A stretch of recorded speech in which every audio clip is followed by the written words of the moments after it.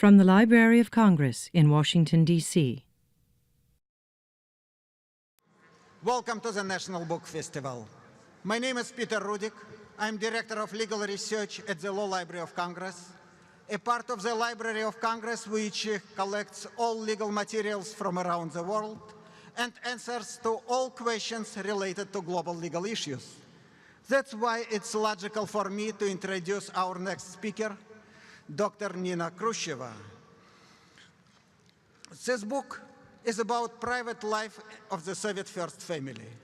However, brilliantly written, it turns into a detective story how one person fights wrong accusation of government propaganda, and then into a case study of Russian political process.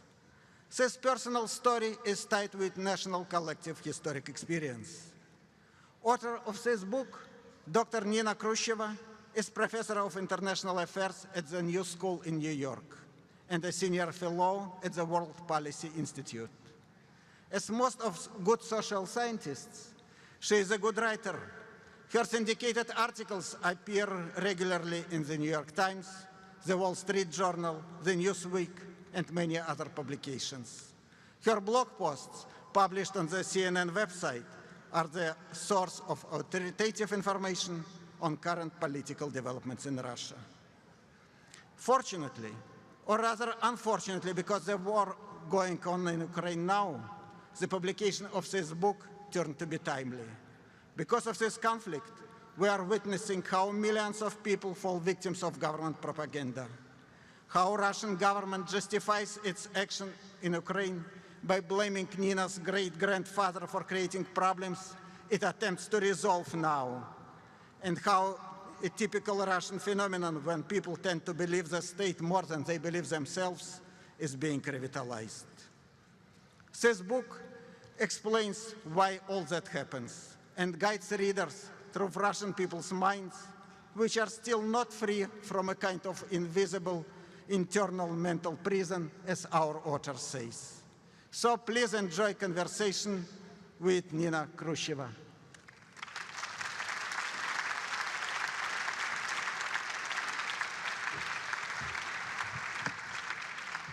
Thank you very much. The introduction is certainly very much better and much more than I deserve, but thank you. Thank you, all of you, for being here. It's an incredible honor. I was talking to somebody today, and I said, I don't feel like a writer at all, ever. I write trifles. I write small articles about why Arnold Schwarzenegger should become American ambassador to Russia today. So the fact that I'm treated seriously here, it's a great, great honor. I hope I will not disappoint you entirely. I want to start from saying right away that when I speak, when I wrote my book and I speak today, I do not speak on behalf of the Khrushchev family. I do not speak on behalf of any specific Russian group. I am not channeling Nikita Khrushchev in any way possible. This is very important because recently some members of my family said that because I'm critical of Putin, I participate in the anti-Russian campaign unleashed by the West. I don't feel this way in America, and I actually thought in Russia too, until very recently. We're in a free country, so we can agree to disagree, but apparently we can't. And that's the subject of my book. It's the Gulag of the mind. And the Gulag of the Russian mind is that the state is more important than any individual.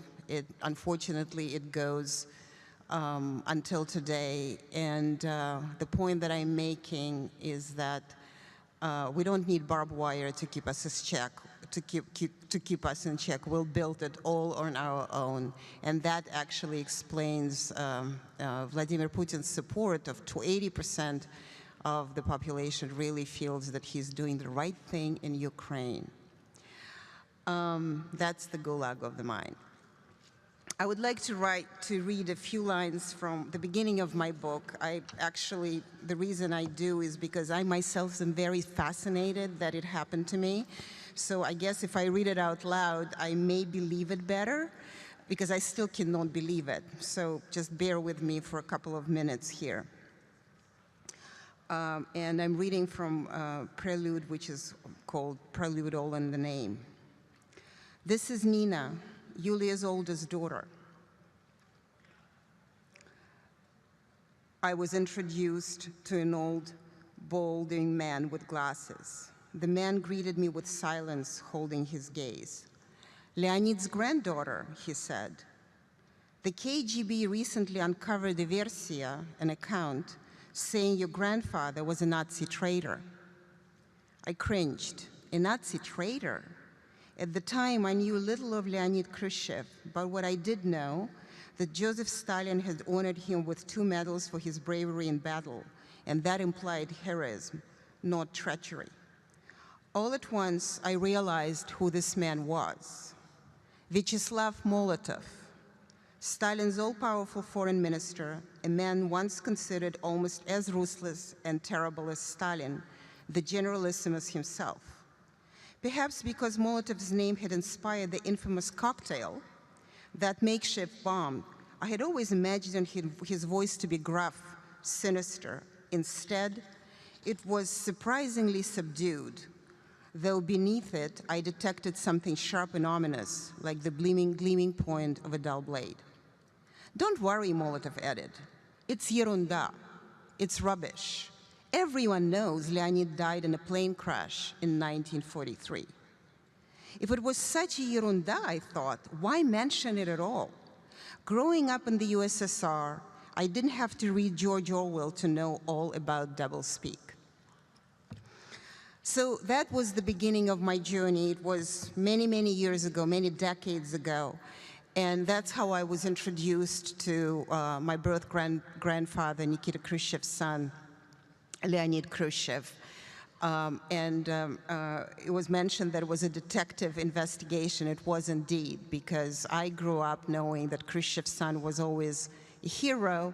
My birth grandfather was always a hero, but in fact, as it turned out, in recent years, more and more accounts has come out to assume, to convince the public that he was a traitor to the Nazis. He was a Benedict Arnold of the Russian state, of the Soviet state. And the reason it's such an important story to me is that today we witness, when we look at Ukraine and we look at the Russian propaganda, the Kremlin propaganda against the Kiev authorities, we hear a lot of this Nazi rhetoric, well, anti-Nazi rhetoric, that Kiev is just like the Nazis. Apparently, as we were told recently by Vladimir Putin, the siege of those cities in East Ukraine are just like the siege of Leningrad during World War II.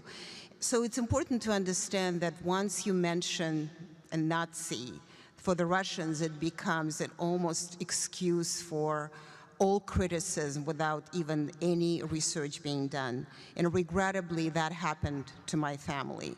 Of course, poor Leonid Khrushchev, who was 25 years old when he died, I rarely disclose my age, but it's important to say he's twice as young as I am now. So it's strange to talk about my grandfather in such a way, but he was 25 years old when he died.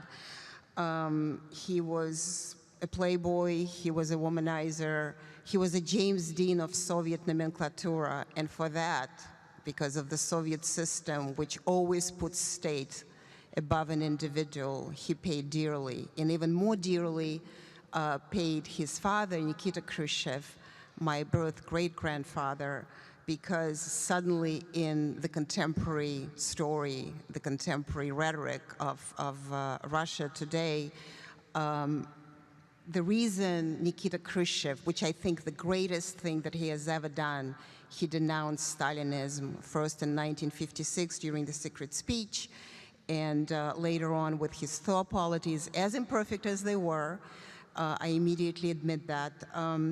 he denounced that, but it's no longer seen as an act of courageous politician who feels regret for the fact that he himself was a very trusted Stalin's lieutenant until Stalin died in 1953. But instead, actually, it is dismissed as a simple act of political revenge, because if Leonid was a traitor to the Nazis, and then the story goes, because Russians love literature, and Russians are great in inventing stories. That's why Russians are so good at propaganda, because propaganda is inventing stories. So as the story goes today, it's, if it weren't my grandfather or my family, I would have said, oh, that's such a great invention. It really reads like a great detective novel, and it does. So when allegedly today the story goes, it went way beyond Molotov. So the story goes today that when Stalin discovered that Leonid Khrushchev was allegedly a traitor, and he, by the way, already died, and there are documents that he died on March 11th, 1943. So he died, but supposedly Stalin discovered that instead of him dying, he was actually defected to the Nazis. He was a fighter pilot, and he flew Soviet fighter jet. And so the story goes, the news story goes, is that his plane fell down. And he was such a strong man, and I do love this kind of creation of a hero, but an anti-hero. He was such a strong man. He took a rope, and he dragged it to the Nazi front. Can you imagine? It was March, so it's, you're in Washington, D.C., it's warm in winter, but in March in deep Russia, it's actually snow, the thick woods, so it's really hard to, even for a person to go unobstructively, but to drag a plane. So he dragged his plane on a rope. He was that strong, imagine. So he dragged that plane on a rope, and then he served SS. He was very happy there, apparently, and Stalin was very, very much incensed. And he ordered to steal Leonid from the Nazis. So he sent the clandestine operative to steal him. And those of you who know a bit of Russian history, in fact, Stalin's own son, his oldest son, Yakov Djugashvili, was also captured by the Nazis. And if you think about it, actually it's always, when you think about propaganda, it doesn't make sense, but it reads beautifully. So when Stalin ordered to steal his own son from the Nazis in 1941, he couldn't do it. But he was much more successful with Khrushchev's son in 1943. So in 1943, it was very successful, the stealing.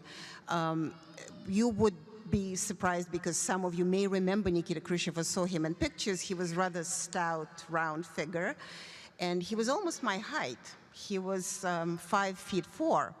He was a very short man. In fact, a lot of Soviet leaders tend to be short. I wonder what that means. But we're not going to speculate here. But Leonid actually was a tall, very tall young man. He was 6'1". So because he was such a tall man, those who tried to steal him couldn't fit him into one potato sack. So they had to sew 2 potato sacks together. Just can you imagine this international spy ring that is working on sewing potato sacks together to steal Khrushchev's son and bring him to the dungeons of the Kremlin so the great Joseph Stalin can look in his eyes. So that happened, allegedly. Great Joseph Stalin looked at Leonid's eyes and said, how dare you, how could you? Leonid was shot, supposedly. And so to complete this story, in fact, in 1956, 13 years later, Khrushchev decided to go after Stalin and denounce Stalin. So what we have here, we have a individual story, a family story, as an explanation of a grand political formula. And knowing this really helps explain what happens in Russia today.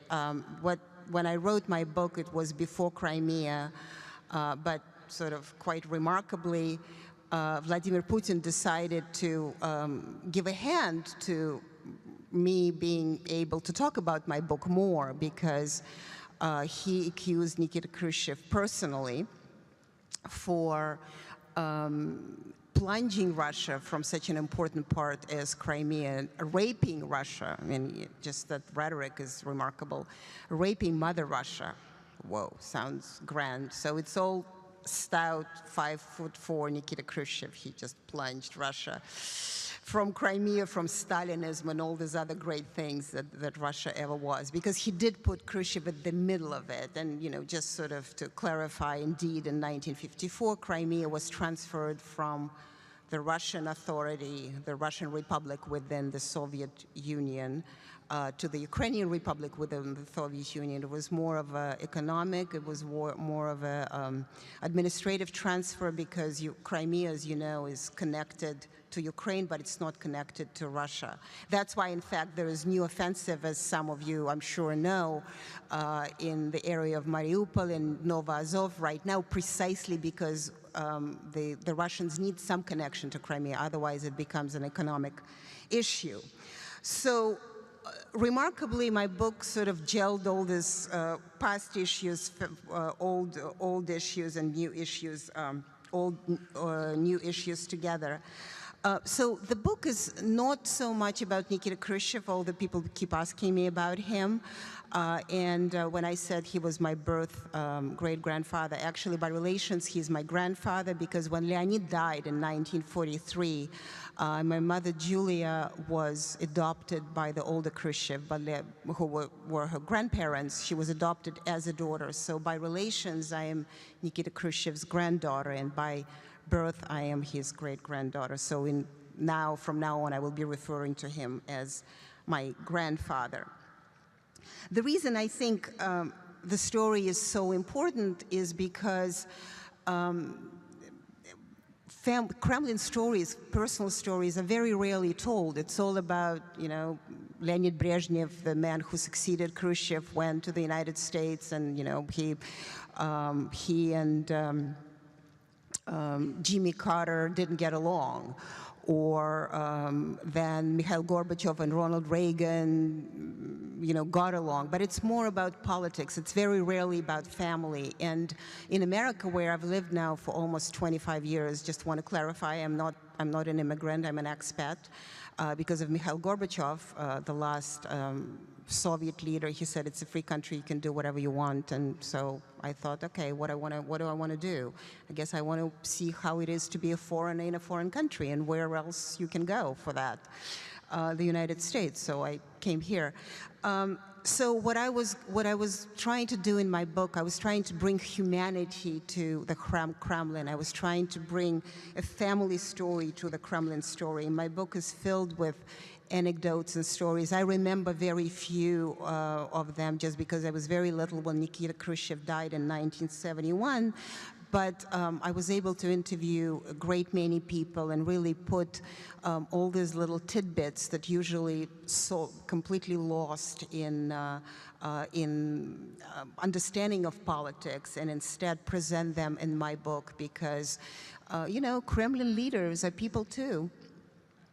As much as you may not believe that, but that's what they are. What I was also trying to do in my book is that I was trying to look at how women look at politics. I mean, we talk a lot about Mother Russia, Mother Russia, Mother Russia. What does it mean? Because usually it's all men who are there.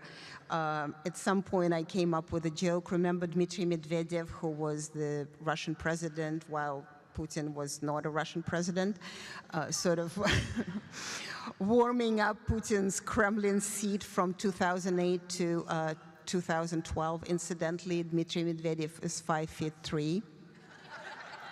I'll stop there. And so he seemed modernizing. Barack Obama in 2009 decided that he would be a good partner for reset. What a mistake that was. you know, the Russian system, precisely because there's always this Mother Russia looming somewhere as an example of who we should aspire to, Russia is very patriarchal. I mean, that's what's so remarkable, because all the leaders are married to that state. This is that Mother Russia. And so I wanted to see what the women are like, and wanted to show what their life was behind all this great men who we always see when we talk about Mother Russia, who were next to this great man when we talk about Mother Russia. And my grandmother Nina, who I love, and I was named after her, some of you may remember her, she was visiting in 1959, so this was almost the only access to a family portrait that Americans ever got before, of course, Raisa Gorbachev came on stage with Mikhail Gorbachev, but of course that was overshadowed because you remember she and Nancy Reagan didn't get along, and so that became an entirely different story. So what I was trying to do is I was trying to show what these women were like, and a lot of my narrative is about the women and how they looked at their life and close to the Kremlin power, but also how they were trying to branch out of that very rigorous system where you're supposed to be a great communist, where you're supposed to be in a great service to the state, and you have to deny every single individual impulse that you have. And one of the stories that I'm talking about is Leonid's wife, and as it turned out, because my book was a detective investigation, as it turned out that this woman, Leonid's wife, my mother's mother, Lyubov, was actually never Leonid's wife. They were never married.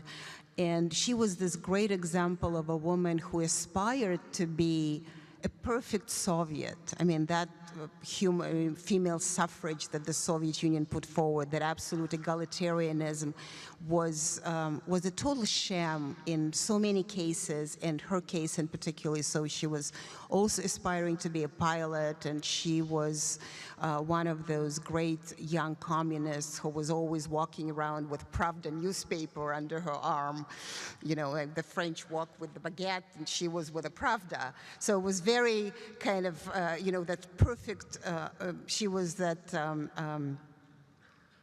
Rosie the Riveter of the Soviet Union. She died a couple of months ago, just recently, at the age of 101.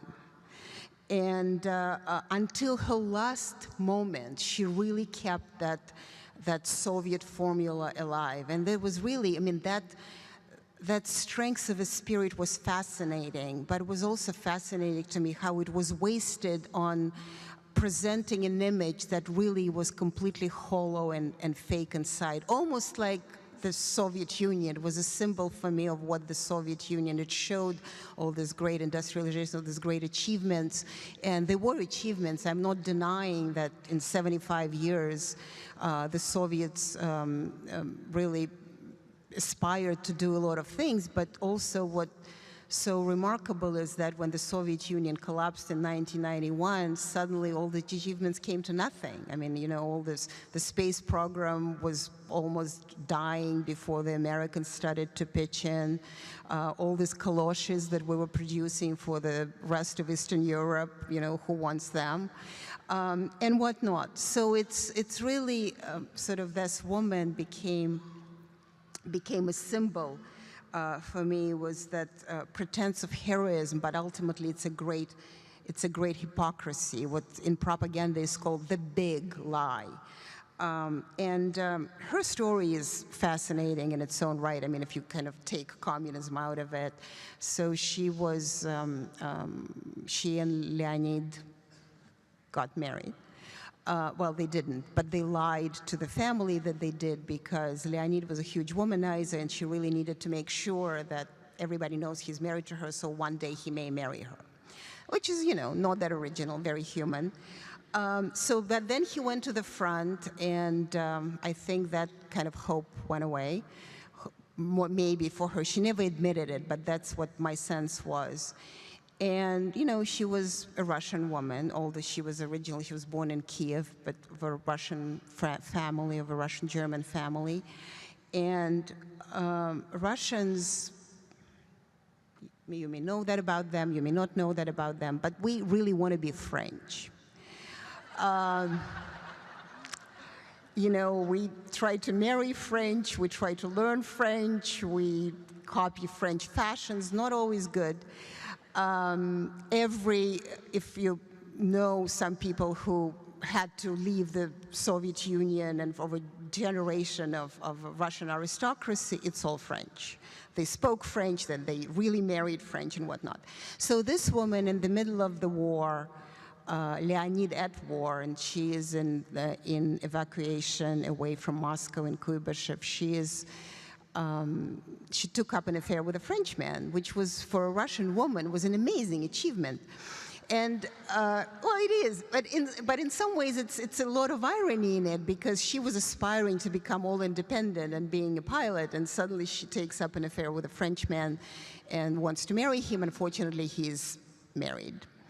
So, and good for her, once again. She was quite remarkable. So she decided in the middle of the war to go and learn French. So I don't even know how she imagined that, because, you know, that was Stalin's Soviet Union. Not like you get your education at SAIS or Johns Hopkins University, you learn French, and then you get some diplomatic post in Paris. It's Soviet Union. Doesn't happen this way. Unless it's assigned to you because of various reasons, it's just not going to happen. Anyway, but somehow in her interesting, slightly delusional mind, she decided she's going to learn French, and she's going to get to Paris and meet this beau of hers and say, well, hi, I made it on my own, which is a great aspiration. I don't know how technically it was possible. So yes, she went to learn French, and she left her children. One of them was my mother. She left her children with all the Khrushchevs in 1942 and said, I don't want these children anymore because they really mess up my life. Once again, you know, we try to be normal, but we're Russia. We cannot be normal. Well, don't laugh. I mean, it is true. How many countries do you know that has 9 time zones? Seriously. We're 11 time zones. And Dmitry Medvedev, the first lady of Russia, he was trying to kind of pretend that we're modern, so he squeezed it to 9. But 9 is a very many time zones still. So it's from Finland to Japan. That's a lot of country. So it's, you know, we're not normal. We're basically a geographical oxymoron. And in this sense, we do imagine the world not the way it is. And, you know, judging by the actions of Vladimir Putin, it often appears this way. So and we're all guilty of that.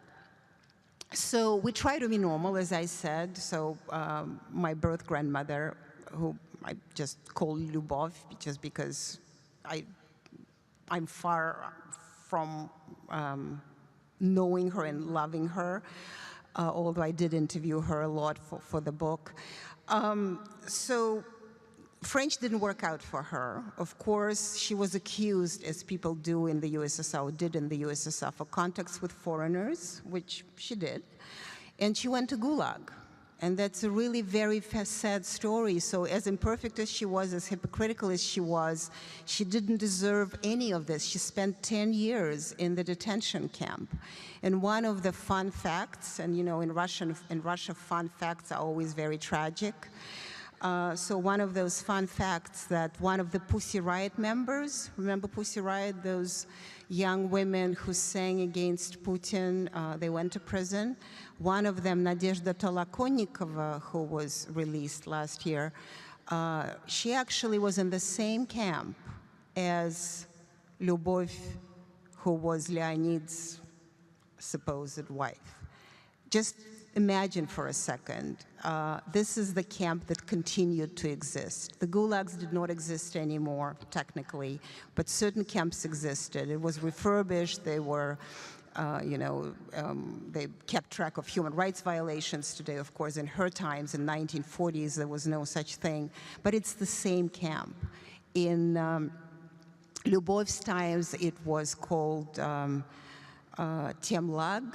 Then it was renamed in Dubrovlag, and then it became Camp Number 14. You know, it's easier to keep track this way. You know, 1, 2, 3, 4, 5, 14. So just for a second, imagine that Russia is no longer the Soviet Union. It still has those same camps that were there under Stalin. I mean, that really mess up your mind.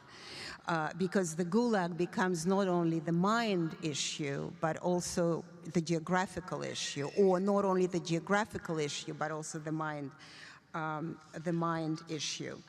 And so a lot of stories like that I'm trying to tell in my book and bring them together to understanding what Russia is today and why indeed all of it, whatever is happening in Russia today, somehow becomes the fault of Nikita Khrushchev. And of course, not only Lyubov's story, but Leonid's story, his son's story, is a very easy entrance into that kind of mindset of today, because Leonid he was my role model. I mean, he was a womanizer. You know, I don't chase after men too much. So he was, but you know, and it happens to very many people. They don't need to die or be accused of being traitors for that, correct? And he, you know, when I was investigating his life, when I was sort of interviewing people who were still alive, I found a whole batch of wartime letters that my mother felt so painful to look at, so she shoved them under her bed, and they were there for 30 years, just never touched. And I uncovered them, and I was reading those letters, and it was just absolutely fascinating to see what this young men, boys, went through when they were bonding together and trying to fight Nazism. I also discovered that, you know, men at war, at least men in World War II, were very much like women. I mean, don't take offense with that, but it was very homoerotic. All these letters, there's one letter from Leonid's friend when Leonid was in the hospital saying, well, I so miss you. I miss you like a young man is missing a girl. And I was like, what's up with that? Why would you be missing a girl? And then I was thinking, and actually I interviewed some detectives in New York City for that, just to get that mindset when you are a macho man, but you are facing some horrible difficulties, some horrible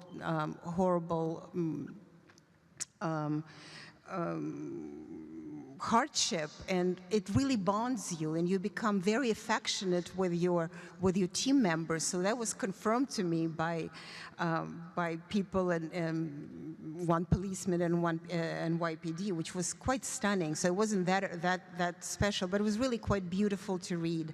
And of course, what I've also discovered when I read these letters, and I published them in a book, and I try really to put as many of them as possible, because they are beautiful. I mean, this is a literary festival, book festival. We regrettably lose that ability to write beautifully, to communicate. And these people, as simple as they were, they really wrote beautiful letters. So what I discovered also that, I mean, I was thinking, you know, that man who is now accused of being a traitor, he was in full service to his motherland, to Mother Russia, and suddenly all this is being dismissed. So I felt like putting those letters in is really so very important to just show, but also show how incompetent the war was won, and you know how many people were used as cannon fodder, and you know all these things. I was trying to merge personal and political and historical at the same time. But I was also, what I was learning about Leonid is that he was, what I've discovered, he was the first dissident. I mean, it was way before, it was 1930s and 40s, way before dissidents even the word existed in USSR. It was all this 60s, 70s, 80s endeavor, those who protested the regime. He was the first dissident. He always protested the regime. When he studied navigation, and he, of course, in the Soviet Union, you have to study the history of the Communist Party and the World Socialist Movement and all these other fun subjects, and he would always get D's, and he was very proud of those D's. I mean, can you imagine? It's 1937, and he's proud of getting a D in history of the Communist Party. So he was a very interesting boy in this, and you know, every bit of humanity that he showed was always been considered at the time as a bad Soviet. He was a bad communist. He was often put, when he was in aviation school, he was always detained, often detained, for such a horrible crime as wearing his peaked hat backward. You know, like Will Smith, Fresh Prince of Bel-Air. So that was Leonid was doing, and for that he would get 5 days of detention because, you know, he was not upholding the rules. And what I also found from one of the letters and then interviews is that when, you know, the war was raging on and he was told, and, you know, Russian airplanes were really not great construction. I mean, you know it from the Kalashnikov. It's not really a great construction, it's efficient.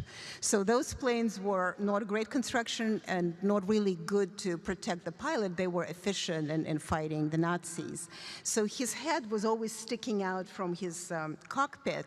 And so he invented, and they called it the Leonia helmet. And it was the soldier's hard hat, and then the pilot had above it, and so that it protected them from shrapnel. And what was very touching, I mean, if, you know, my mother didn't keep the letters, but if I didn't have enough courage or was not curious about that conversation with Molotov, was Leonid a traitor, was he not a traitor, I would never have found out that after many, you know, long time after Leonid was dead, his battalion continued to wear this kind of headgear and call it Leonia's helmet until the end of the war. And it really was quite wonderful. And of course, you know, ultimately I discovered that Leonid was not a traitor. All of it is political, that he really didn't do anything wrong, but he was not a good Soviet, and therefore, you know, we face that. And also one of the problems, I think, what sort of important for me was to discover that, in fact, none of it was about either Lyubov or Leonid. It was all about Nikita Khrushchev, because Nikita Khrushchev, as imperfect as he was, said right away, I'm not lacklustering the fact that he was a Stalin's very, very loyal lieutenant. He denounced Stalin. He actually allowed the country to move a bit forward as much as it could. That was a very important process, because ultimately it brought Mikhail Gorbachev, I mean, where are we now? Nowhere, but at least we tried. So it brought Mikhail Gorbachev, who officially declared Khrushchev his mentor and his predecessor, and he said he was a Khrushchev disciple. So it was a very important moment in Soviet history when it tried to divert from its authoritarian tendencies, from its gulag of the mind. It tried to open up the borders and all these other wonderful things, as imperfect as Khrushchev was. I want to say, continue to say that. And so it's all about him, because he took down that great idea that power is always right. Power could be wrong, he said. I could be wrong, he said. And that was important for the Soviets to hear, for the Russians to hear. And I think what Vladimir Putin is doing now is he's saying, no, no, no, no, that was wrong. Power cannot be wrong. Or it's that power who said it could be wrong, like Khrushchev. In 56 denouncing Stalin, in 54 giving Crimea to Ukraine, and now look at us. Power cannot be wrong. I am not wrong. I am Vladimir Putin. I am the Kremlin. I'm telling you how to live your life. And suddenly, after all the things we Russians know, we say, oh, okay. I want to conclude with a small story that I also use in a book, and it's sad, but it's an anecdote. All our anecdotes are very sad. They're funny, but sad. When Khrushchev was ousted, he was ousted in 1964 for various reasons, for his reforms that were not consistent with each other, which is true. But I also think with the idea that he really tried to democratize, or at least to break down into smaller pieces that great communist monolith that Joseph Stalin created.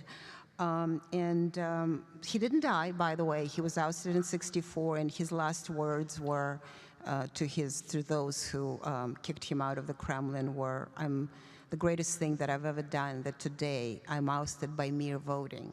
because 10 years before that, he certainly would have gone to Gulag and died. So he came back from the session at which he was decided not to be the Soviet premier anymore, and my mother, to whom this book is dedicated, my mother was he was trying to meet him just before the gates, and he walked out of the car, and she hugged him, and she cried because she knew that's it. And also, he was the only Soviet leader who would be ousted, wouldn't die in the Kremlin, wouldn't go into a madhouse. So they didn't even know what the retirement would be. And he lasted for another 7 years, which is quite an achievement in the USSR. We don't really have this kind of the extra bench of those former leaders, or certainly didn't have at the time. It was not very much of neither Russian monarchy nor Soviet Union. So Khrushchev was the first one. So my mother cried, and she was very nervous. And Khrushchev did not cry, and he said to her, "That's okay. I'm going to be a normal person now," which, in a Tsarist system, what it is to be a normal person. One of the reasons Putin is not leaving, because he doesn't know how to be a normal person after that great power. "I'm going to be a normal person now. Russia is like a tub full of dough. You make a dent in it, you take your hand, you push it all down to the bottom, make a dent in it, you pull it out, and right in front of your eyes, once again, it's a tub full of dough." Thank you. This has been a presentation of the Library of Congress. Visit us at loc.gov.